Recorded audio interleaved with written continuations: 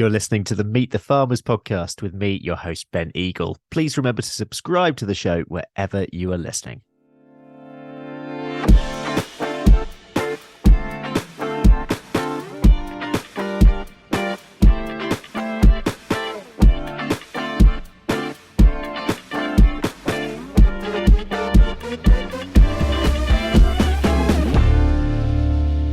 Hello, everyone, and welcome to episode 197 of the Meet the Farmers podcast with me, Ben Eagle. Today, we're heading to Cambridgeshire to meet grower Calixta Killander, who founded Flourish in 2017, which focuses on producing unusual produce for chefs. Initially a market garden, Calixta's enterprise has now grown to include fruits, vegetables, herbs, heritage grains, salads, and flowers on 56 acres. Her ambition is to produce nutrient-dense food and supply directly to her customers, as well as create a truly regenerative farm that goes beyond most people's expectations. Flourish was built on horsepower, with Calixta's two Comtois horses, Bill and Ben, doing all the farm's fieldwork from ploughing to cultivating, muck spreading to weeding until 2020. They are now in retirement. But Calixta's journey towards a life on the land did not start in eastern England, but in the United States, where she spent 6.5 years learning and honing her craft. Today, we're going to learn a little more about that story. Calixta, welcome to Meet the Farmers. It's really great having you on. I've been excited for this all day, and I'm so grateful for you coming on as well, especially because you had such a super early start this morning. So yeah, thank you for that. And how's your week going generally? Great. I'm very, very happy to be here. So thank you so much. It's been a good week. It's very spring-like weather. So lots of rain, intermittent sunshine. So typical spring. But yeah, it's been a good week so far. It's funny that, isn't it? I was having that conversation with a dairy farmer this morning on the basis. Actually, I think in some ways we've just forgotten what April is like. This is just April, isn't it? We've just got so used to that dry period, but actually this is normal.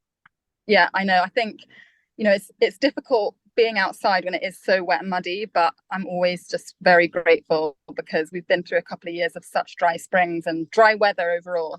So yeah, can't complain about the rain at all. Now, you grow a lot of different crops, all harvested to order. But I'm really interested in how that diversity has grown over time and also how you decide what you're actually going to put in the ground.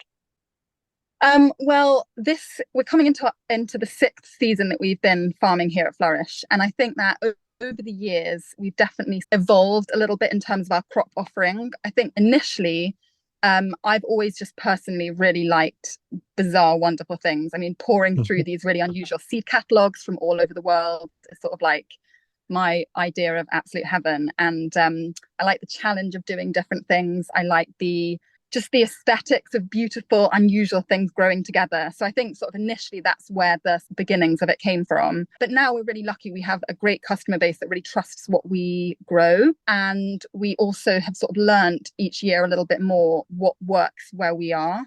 And what works in our soil and when is best for those crops. So we're sort of every year honing our craft a little bit more. But it's just fun to sort of every season have a few new things to try, see how they go, if they are successful and there's demand for them, kind of increase in size. And it also goes to the same about things that don't work out. We've tried hard. I'd say like an example of that would be, radishes and baby turnips. Like people want them, but we just can't grow enough to the right quality. So those are things that we've decided that we're not doing anymore. Okay. And I assume as well as different crops, you experiment with different varieties as well. Has that changed much through the seasons?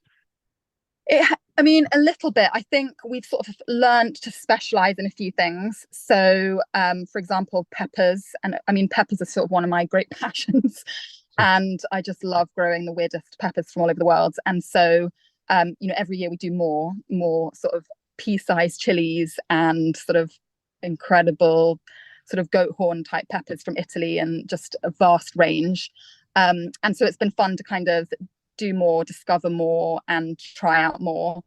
And then there's some things that we're, like, for example, our wheats where we've done a lot more experimentation and figured out actually there's a bit more demand for a few of them. So maybe we won't do some and will focus more on others. And it's just, I think that's one thing that's been a real privilege about being here and about having such a direct link to our customers, is that we have a lot of freedom to play and to experiment and then be able to have an outlet for things, whereas maybe other farmers might struggle with that if they don't have, for example, a chef who would absolutely love some sort of weird and wonderful pea to go on top of a dish. Can you just tell me a little bit more about the heritage grains and perhaps the challenges that you found of either establishment or on the other side, on the marketing side as well? So the grain part of what we do is sort of a collaboration between myself and Heron Holmes, who is just a complete whiz when it comes to wheat. And there's no way that we would be doing wheat if it weren't for the sort of combination of us working together. I think that the biggest challenge, without a doubt, has been the machinery and the equipment side, because we don't have sort of large scale arable machinery. So we've been doing it on sort of very old fashioned things, and the grain handling as well. I mean, it's been kind of a nightmare trying to handle, grain with like sucker blowers and like old vintage equipment we've got from like the Cheffins orchard down the road. Of course, you've got Cheffins just down the road, haven't you? Yeah. Yeah, I know. It's dangerous. It's dangerous because you go there and you're like, oh, so I really want that. And, we've got to hold back. But we've picked up, pieces of junk and put them back in the auction a year later. A wonderful thing is that because we work with chefs, we work directly with them, we work directly with bakeries, we have got an outlet for it in a market, and that's been fantastic. And over the years, this is our third year growing wheat. We've definitely sort of grown more of an appetite in our customer base, which is amazing. But of course, it's difficult for people because baking with heritage grains is very different to other kinds of wheat, and for our customers who are commercial bakers, whether that's in a restaurant or a bakery, it's really a commitment from their side, and also a big learning curve to learn to work with these different grains and the different wheats that we grow. And it's also really been a good lesson for us in learning. I'm personally not a baker and know very little about it, but working with people who are willing to sort of inform us so that we can then inform other customers more about that side of things.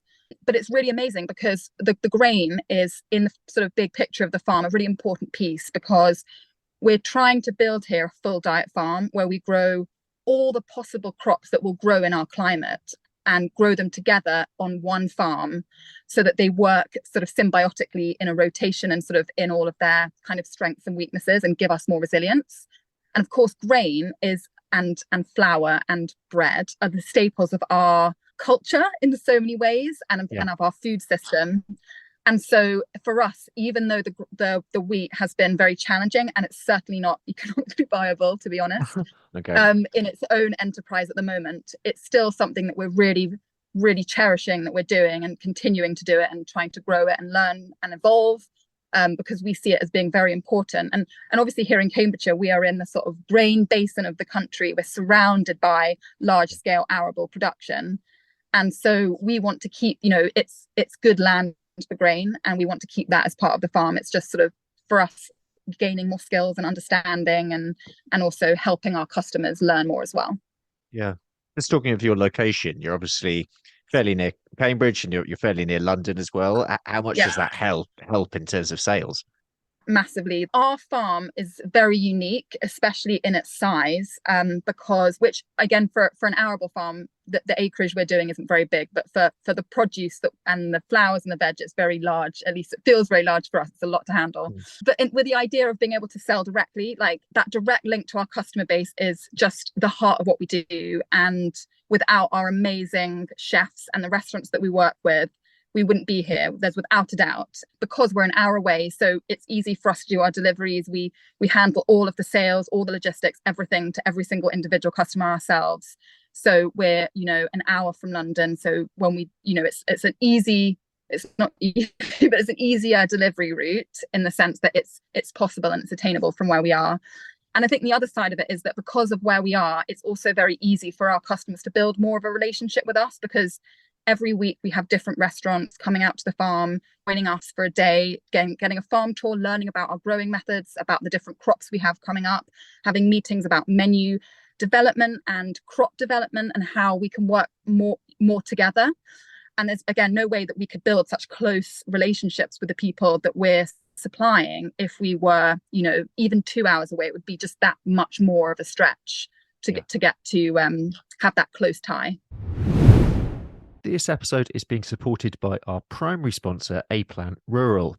Why did I want to collaborate with A-Plan Rural? Well, having got to know them, their team shares my passion for giving a voice to farmers, and we are both driven to raise the profile of farming voices to a wider audience. So it seemed quite a good fit. Quite frankly, together we will be able to do a lot more. A-Plan Rural do a lot of work on social media themselves, sharing farming accounts and farming stories.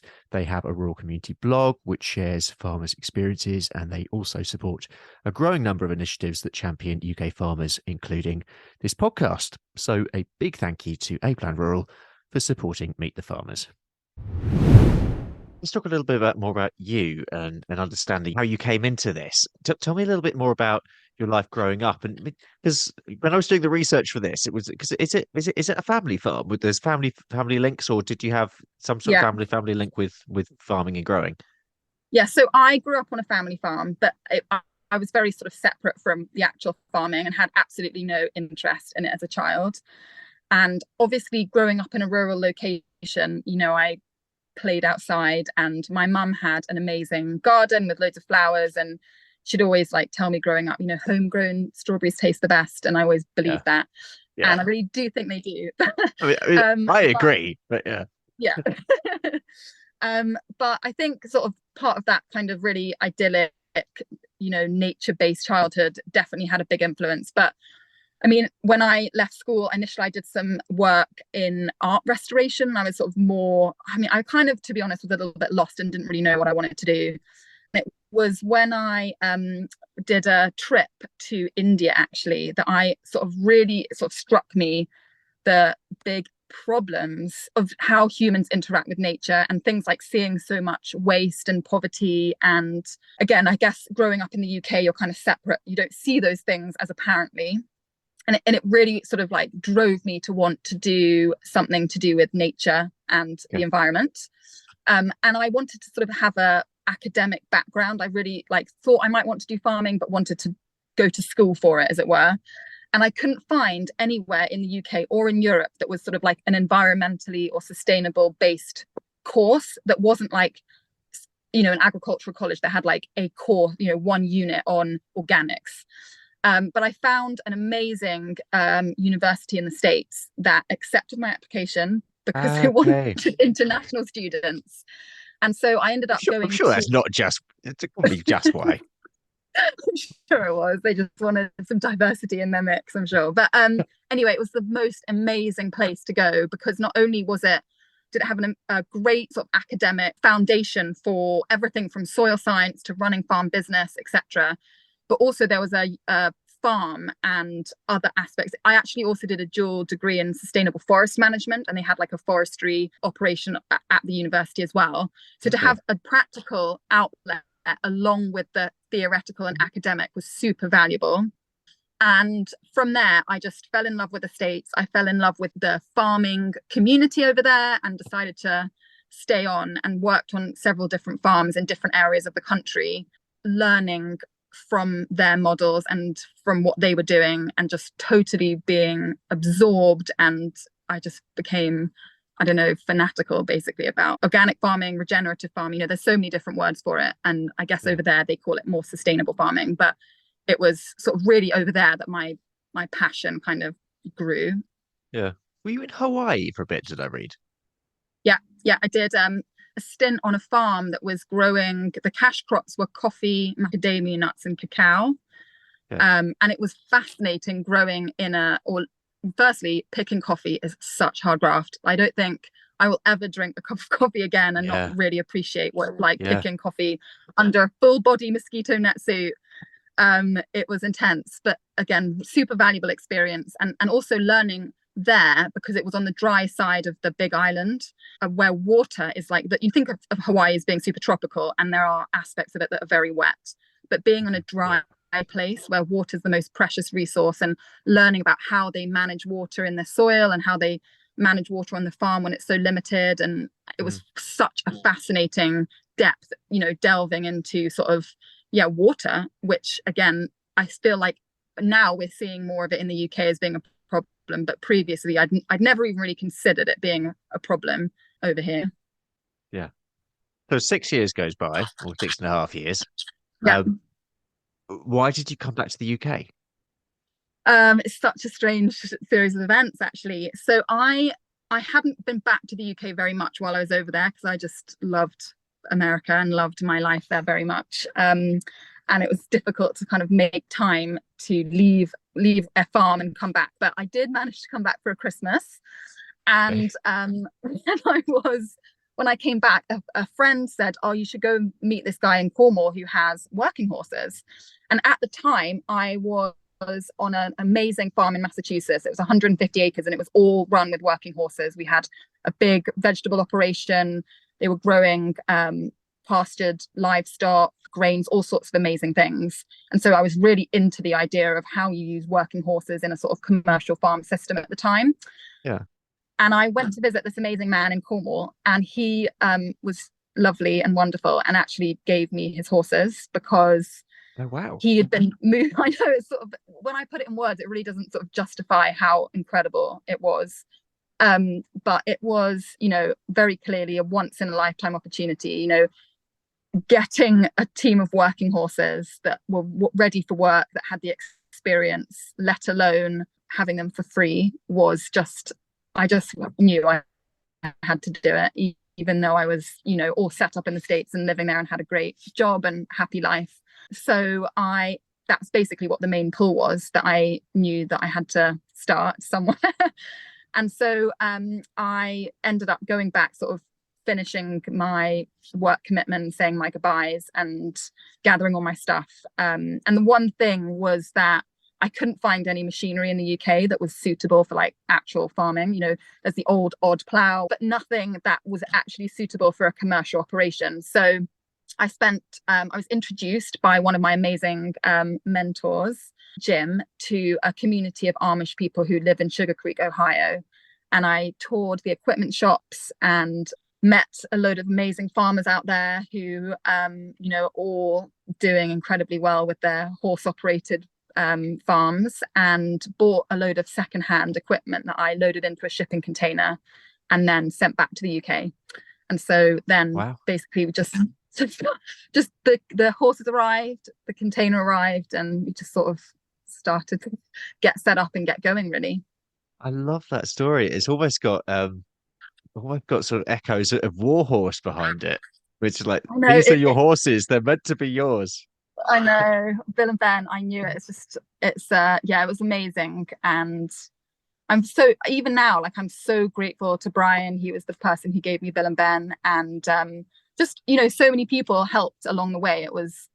That's why we're here. It's just, when you think back to that early year when I was so naive, I knew nothing. I still know, still learning every year, but it was just so many people came together to help in all sorts of different ways that made it possible to start.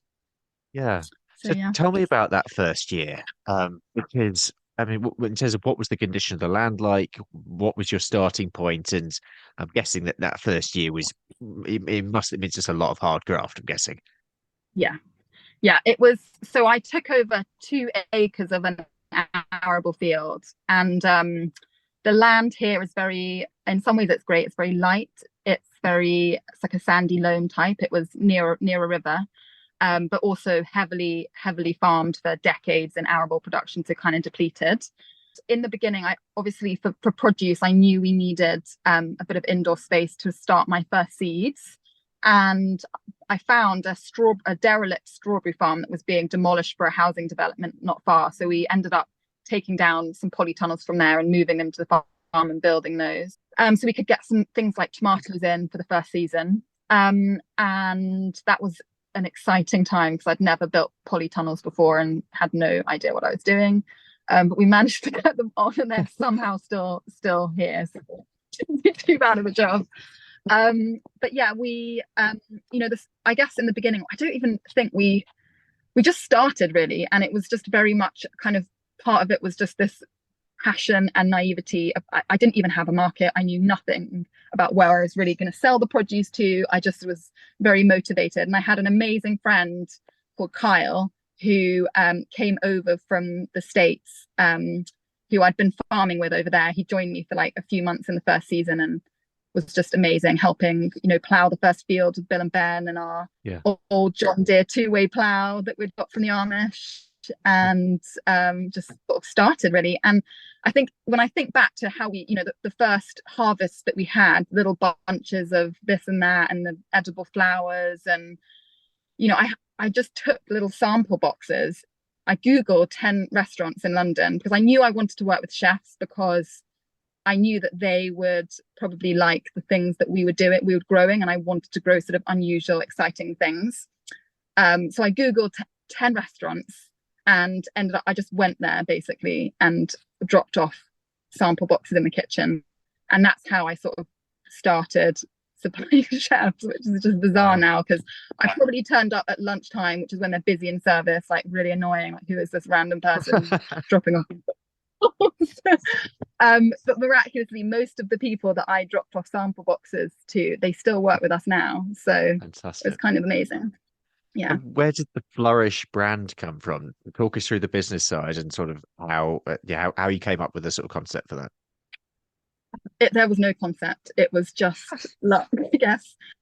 I think my mum and came up with the word flourish for ages in the beginning, and I wasn't sure about it. And it was just so hard to think of a name, because in the beginning I wanted it to be really connected to the fact that we had horses. And I think one of the like awful suggestions that we nearly went with was something like from hand and hoof.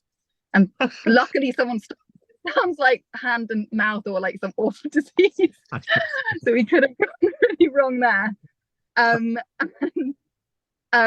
But also, like, a friend of my dad, she designed the logo, and actually the logo came from the design of it was from, there's a place down the road from where we are, Camgrain, that's like a large grain storage facility. You may know it. And they have an old-fashioned logo that was like the beautiful writing with like an ear of wheat. And I was like, I want the Flourish logo to be a bit like that, but with nasturtium leaves on it. And so literally Camgrain is like less than a mile from where I am. And so we sort of took a bit of inspiration from their old logo. Behind the business side, there was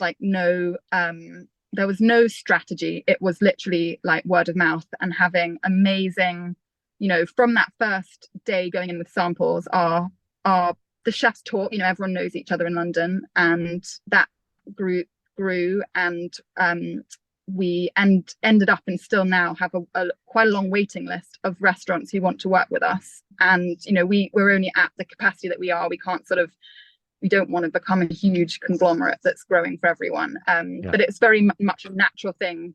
And I think we came about at a time when the idea of like fresh produce from a farm, there was a lot of interest in that. And I guess the authenticity of what we're actually doing, people coming out, being involved in it. And to be fair, I think the produce speaks for itself, because things grown with, care and attention to detail. And I have an amazing team that are really good at quality control and making things, we care that what we produce and what leaves the farm represents the work and the farming practices that go into it. Like, I never want our stuff to be like the moldy, soggy bunch of beetroots at the back of the shelf that's organic but looks really terrible. I always want our stuff to inspire people because it looks fresh and tastes amazing, and that the work that we put into looking after the soil and looking after nature is like speaks through our food. And I think that that's what hopefully happens, and that part of that is why we've been able to keep going and keep farming in the way that we have. Yeah. How did you go about building your team? Has this happened sort of over time, or? Yeah, it's been, initially we had lots of amazing volunteers who came to learn about farming, and lots of people who are interested in the horse aspect as well. Yeah. Over the years, we don't have volunteers anymore. We have an amazing team of people, full-time, part-time.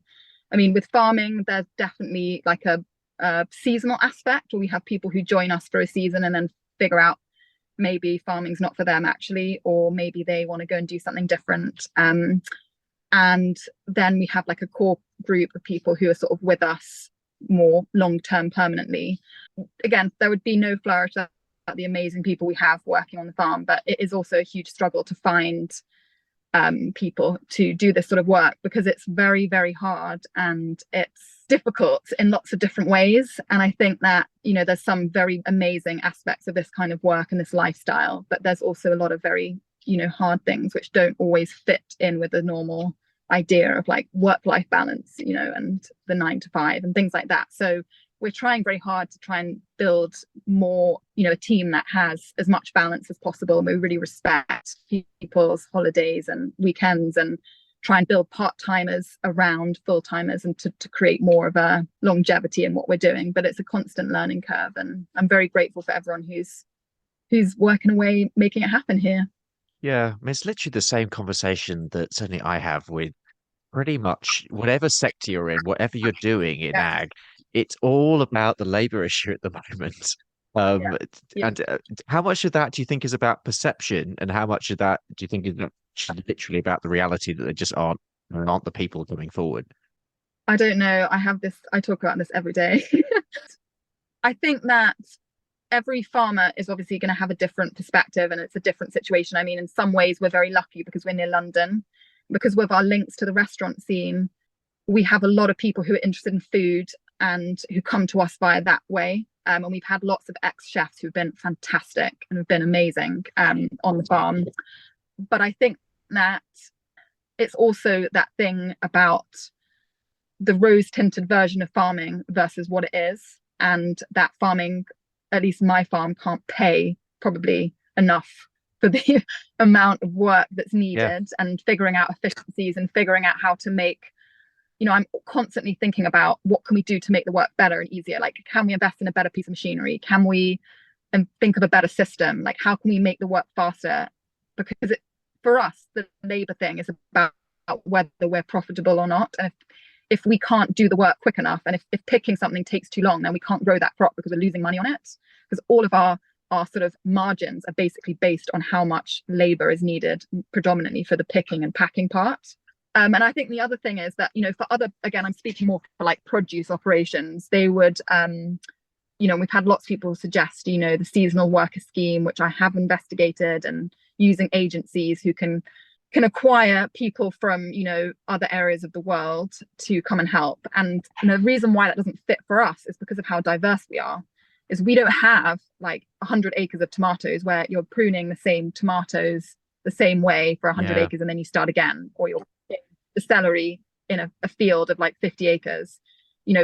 Our team needs to be trained, and that takes a long time to get people trained on all the different, like, 750 varieties we're growing, and all the different ways they change throughout the season, and the different practices and the different pieces of machinery, and how we, the winter projects and what's involved in them. And it's just so complicated that even, let alone that the laboring sort of like on the ground level of like the main sort of farm workers, let alone managerial people, is very hard to find because there just isn't like the knowledge base. And so I don't know how applicable sort of the issues that we're facing at Flourish are with other areas of farming, although I hear that it's just a struggle everywhere. And I think it is partly, people's expectations have changed. Like, people want to have more of a work-life balance, and when I started, like, the jobs I had were like so intense, like 14, 15 hours a day, like no yeah, money.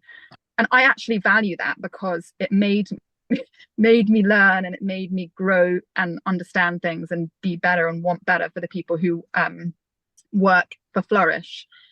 So I value that, actually, that experience. But I think that now people have different expectations, and that's not necessarily a bad thing, but it's just very hard because to make that pay. And I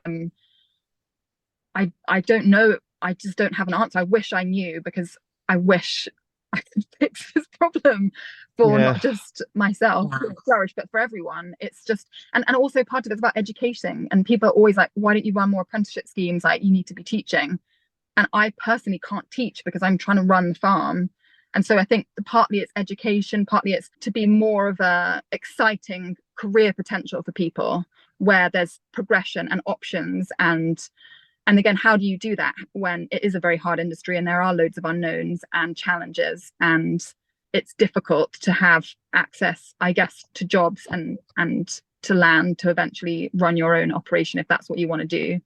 So it's so difficult, and it's just interesting hearing other people's experiences and how they are working with these same problems of not there not being people to do that, because the workers, the people are like the most valuable resource. They are the most important part of Flourish, of the people that work here.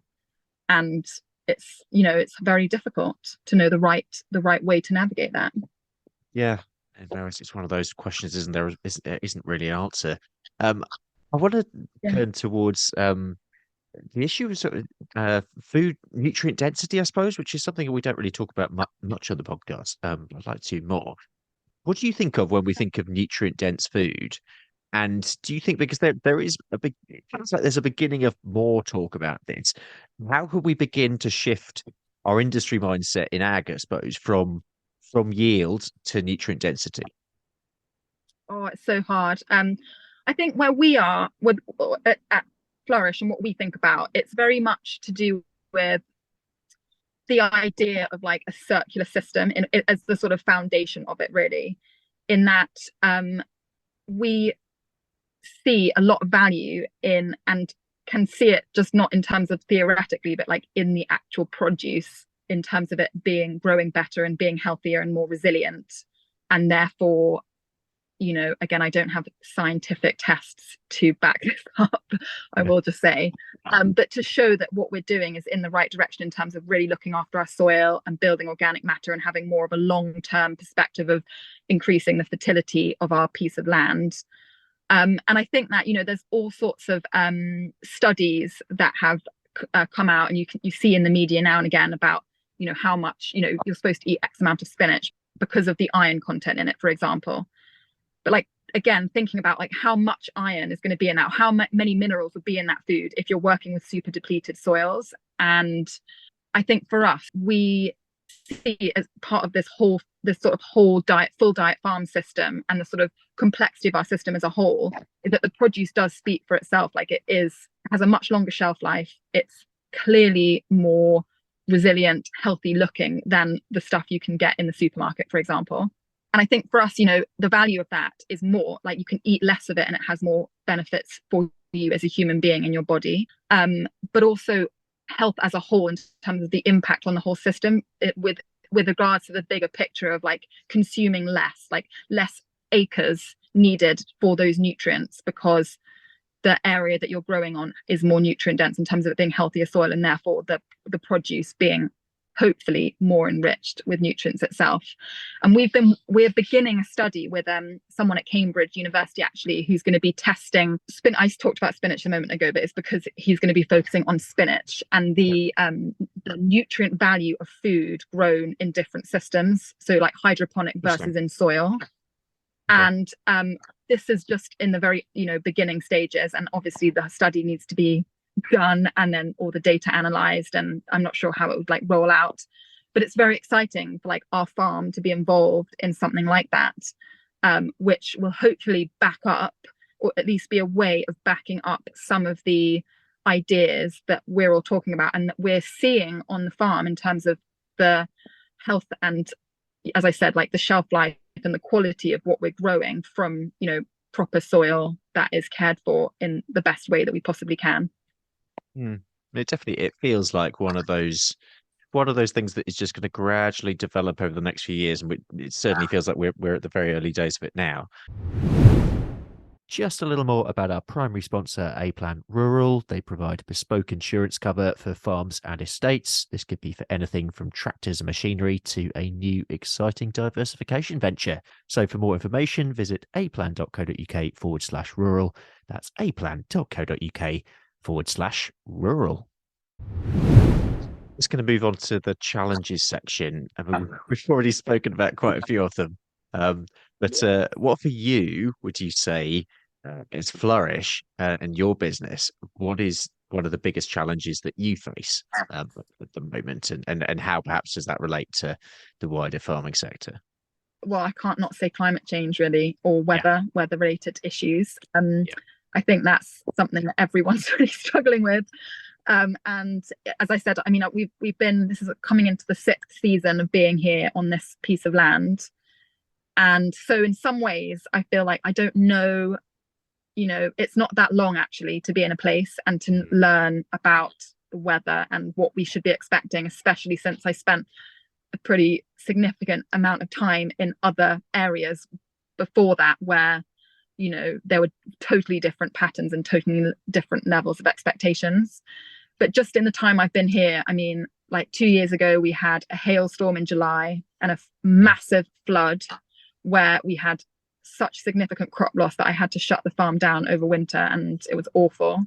Then the following year, again, the drought and lack of water, the deep freeze we had this winter. I mean, I think it's just all the unknowns. It's the unexpected. And that leads into, you can be doing your best. You can be growing your massive amounts of green manures and your herbal lays and rotating livestock through your fields and building your soil and applying compost and doing everything, planting trees and everything that you can. But it doesn't, like, these things that we're all trying to do to be better stewards of the land and to like support nature and support these natural cycles in terms of water cycles and nutrient cycles and etc. It's not like an automatic overnight quick fix. And I think that's something really important, is that we're all learning, and it takes time to build healthy soil and soil that can withstand these changes. And also it takes time for us as farmers to learn and to be able to observe things, to be like, okay, or to have been exposed to some of the challenges, like that it's possible to have no rain for whatever 4 or 5 months, and that therefore maybe we need to be irrigating our green manures, which one never would have thought about before. But all of these things, that's a huge challenge, and I think it's been really important in a way to be experiencing that now, because it does really spur us, I think, to actually put our attention on trying to build more resilience and figuring out solutions and being a bit more prepared, hopefully moving forward, to sort of be proactive rather than reactive. And I think, I mean, obviously we talked about the labour sides of how difficult it is.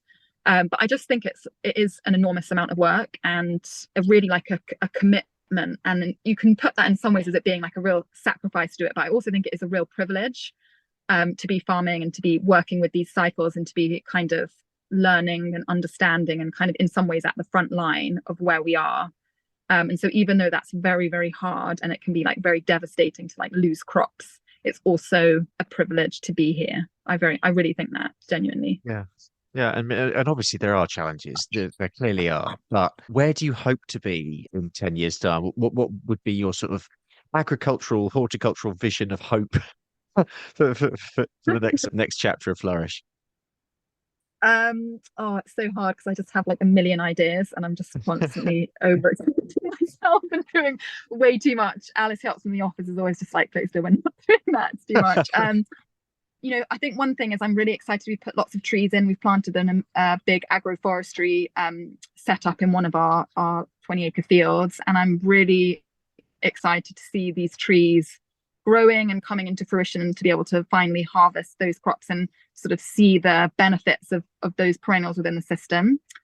I'm hoping to do more of that in the future, and more things like nuts and possibly other kinds of fruit like grapes and things that I'm really looking forward to experimenting with. I think big picture, just I'm looking forward to the farm maturing in a way, because I still feel like every year we're growing, we're expanding, we've got new people, new crops, new products.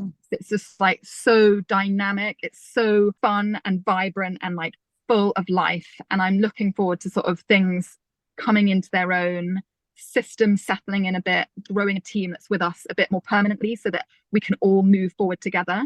And I guess also I'm really looking forward to having more people be part of the farm in terms of enterprises as well. So I mentioned with the grain and the relationship with Heron where there's like a partnership there.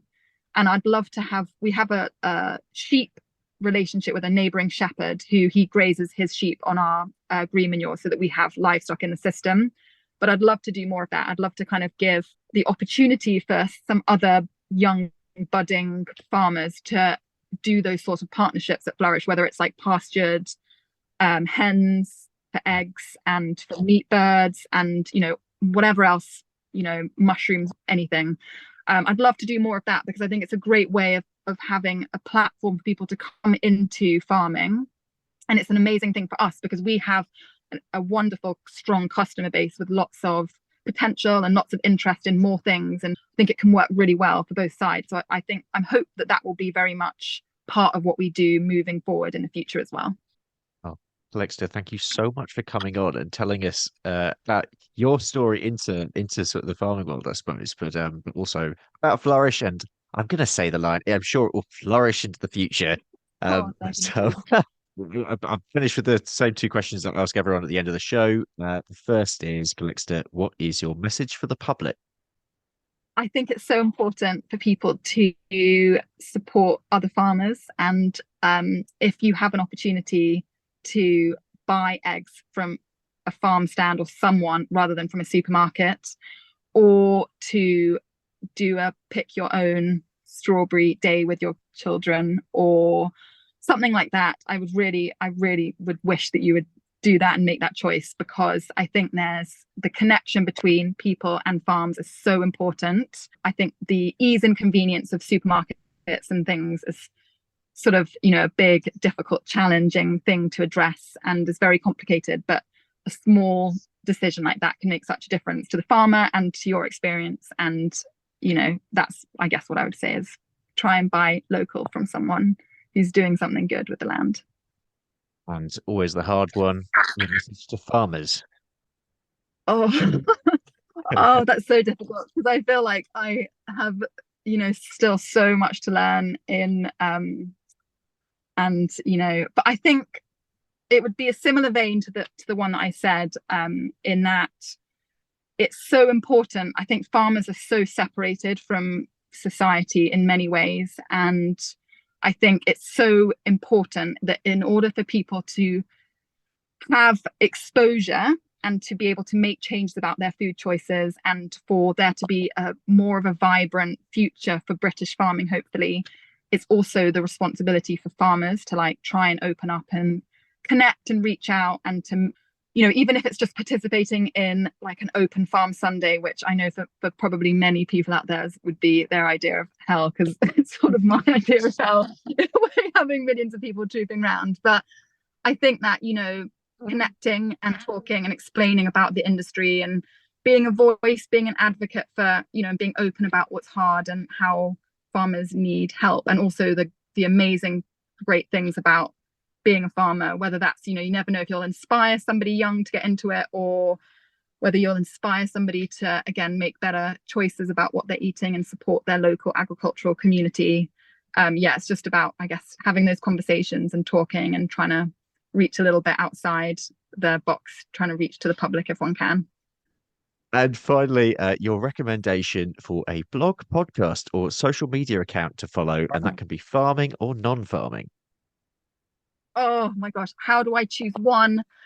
I've thought about this, and because it's just I'm obsessed with podcasts. I love listening. Right. It's a great thing to be able to do while you're working away on your own. And I wanted to say that there's this podcast that was such a huge and important part of my sort of learning experience as a young budding farmer. And even now, I still revisit these episodes. It's called the Farmer to Farmer podcast, and it was by a man called Chris Blanchard, who actually very sadly died. And his podcast, I don't know if they're available on all platforms because he's obviously no longer making them, but I highly recommend them. He interviews the most amazing farmers in the States who have incredible organic operations. He's the most articulate, thoughtful person with his questions, and he has such a beautiful way of making farmers be able to open up about what they do and their experiences and their methods. And it's, a lot of the people that he interviewed I've met and heard about through his podcast, and I have a couple of friends who were interviewed, and also people who are just massive inspiration for me in what they've done and what they've built with their farms. So I think that's definitely worth a listen if you have time to sort of, I don't know, find them out on the internet. Really, really worthwhile. Oh, that's a great choice. Yeah, and that's a first for this one. No one has said that before, so that's brilliant. We're going to leave it there for today. But massive thanks to Calixta for coming on the show. If you haven't already, please like and subscribe to the show wherever you're listening, and leave us a review on Apple Podcasts or Spotify. Next week, I'll be joined by Devon-based new entrant Adam Short. Thanks again to Calixta for today, and to our primary podcast sponsor, A Plan Rural Insurance, for supporting the show. Please see the show notes for more information and for any links mentioned today. For now, though, I'm Ben Eagle. This has been Meet the Farmers. Thank you very much for listening, and I hope you have a great week.